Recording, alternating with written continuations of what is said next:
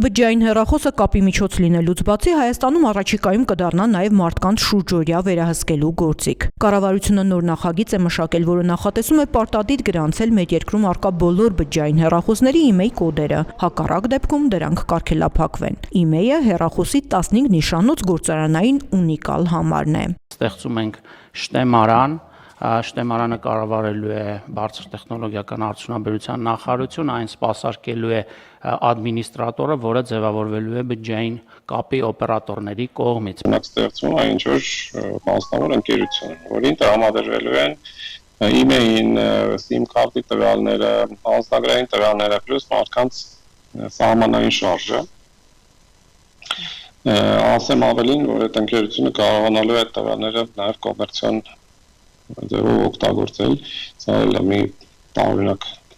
թույլտվություն, ու փաստացի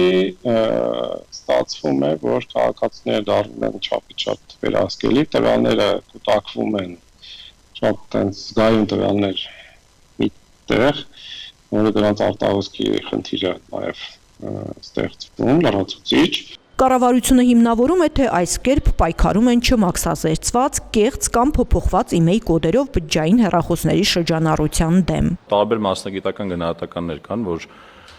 30-ից 40%-անոց տվեր կա այդ շուկայում։ Քաղաքական արձանագրումը այն է, որ ավարտվում է սև բջջային հեռախոսների շուկայի դարաշրջանը։ Ոչ մի հեռախոս,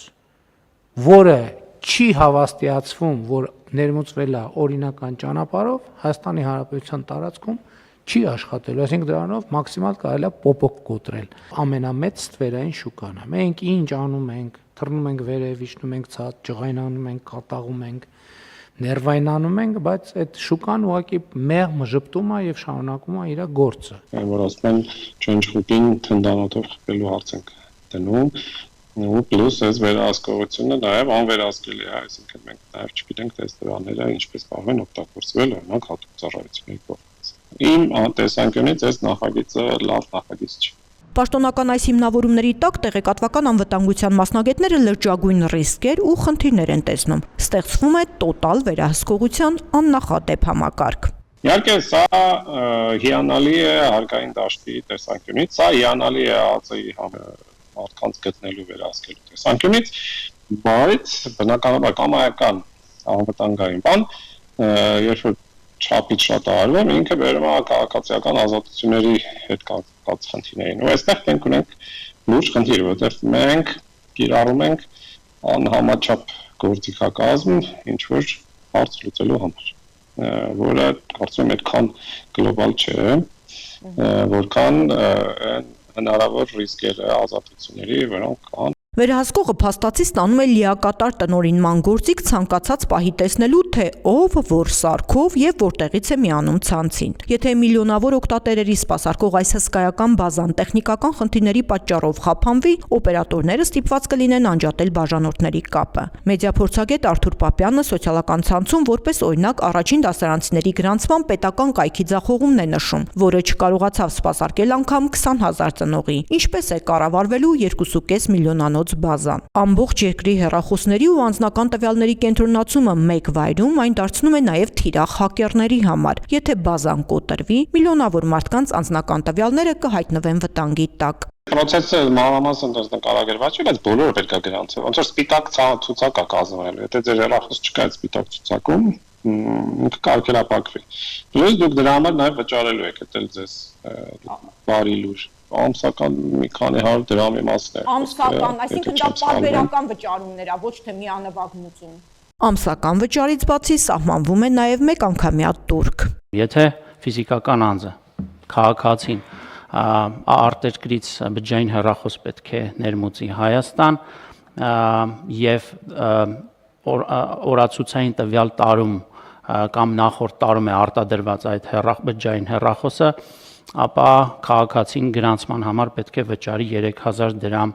պետական տուրք։ Եթե ավելի հին հեռախոսը, ապա պետք է գրանցի եւ դրա համար որևէ տուրք չի նախատեսվում։ Եթե անձը ոչ թե մեկ հեռախոս է բերում, այլ մի քանի, օրինակ ընտանիքի անդամների համար եւս, ապա տուրքի չափը մի քանի տասնյակ անգամ ավելանում է։ Երկրորդ, երրորդ, չորրորդ եւ հնարավոր հետագա բոլոր հեռախոսների ներմուծման պարագայում ֆիզիկական անձը տվյալ տարվա 365 օրվա ընթացքում 2026 թվականին արտադրված հեռախոսի համար պետք է վճարի 100,000 դրամ տուրք, ինչ 2025 թվականի համար 20,000 դրամ տուրք։